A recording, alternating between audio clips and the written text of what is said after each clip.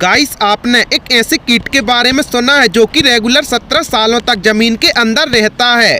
अगर नहीं तो आइए आज हम जानते हैं एक ऐसे ही कीट के बारे में जिसका नाम है सिकाड़ा। गाइस, आमतौर पर कीट फसलों को नुकसान पहुंचाते हैं, इसलिए इन्हें शत्रु समझा जाता है। सिकाड़ा भी फसलों को नुकसान पहुंचाता है, लेकिन इसे मित्र कीट कहा जाता है क्योंकि ये मरणोपरांत पौधे को फायदा पहुंचाता है। सिकाड़ा के बारे में अभी तक जानकारी जितनी उपलब्ध है उसके आधार पर इसे फायदेमंद पहुंचाने वाला कीट माना जाता है।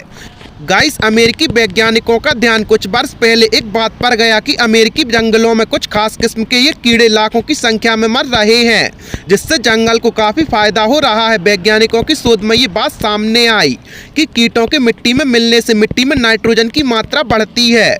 नाइट्रोजन की मात्रा बढ़ने से पेड़ तेजी से बढ़ने में मदद मिलती है। उनके मुताबिक ये कीट वास्तव में वही नाइट्रोजन छोड़ते हैं जो कि पूरे जीवन में पेड़ को जोड़ने में एकत्रित करते हैं। गाइस, सिकाड़ा वैसे तो कई जगहों पर पाए जाते हैं, लेकिन अमेरिका के उत्तरी हिस्से में सिकाड़ा कीट भारी संख्या में पाए जाते हैं। ये कीट अपने जीवन का अधिकांश हिस्सा पेड़ों की जड़ों में बिताते हैं, जहां वो जाइलम पर निर्भर होते हैं। जब ये बड़े होते हैं तो एक साथ लाखों की संख्या में प्रजनन के लिए बाहर आते हैं। ये कीटहर 13 से 17 वर्ष में जमीन के नीचे से बाहर निकलते हैं। जब ये जमीन से निकलते हैं तो केवल 4 से 6 हफ्ता के लिए जीवित रहते हैं। इस दौरान ये संभोग करते हैं और निश्चेप अंडे या देते हैं। फिर ये चक्र ऐसे ही चलता रहता है। इन कीटों की संख्या लाखों में होती है, इसलिए कई कीट मरते भी हैं। रिपोर्ट के मुताबिक ये बात एक रहस्य बनी हुई है कि ये सिकाड़ा कीट हर बार 13 या 17 साल में ही क्यों निकलता है।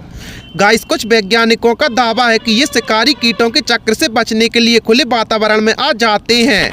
गाइस, सिकाड़ा जब प्रजनन करते हैं तो उस दौरान भारी शोर मचाते हैं। इन कीटों की प्रजनन का समय कुछ हफ्तों का ही होता है। इनकी संख्या प्रति वर्ग मीटर में 350 तक हो सकती है। कुछ जानवर इन कीटों को खाते भी हैं, लेकिन अधिकांश कीट खुद को ही मारकर मिट्टी में मिल जाते हैं। इन कीटों के शरीर के सड़ने से मिट्टी में बैक्टीरिया, फफूंद और नाइट्रोजन की मात्रा बढ़ती है। यही कारण है कि इनके इलाके में कीट मरते हैं, वहाँ के पेड़ ज्यादा बढ़ते हैं।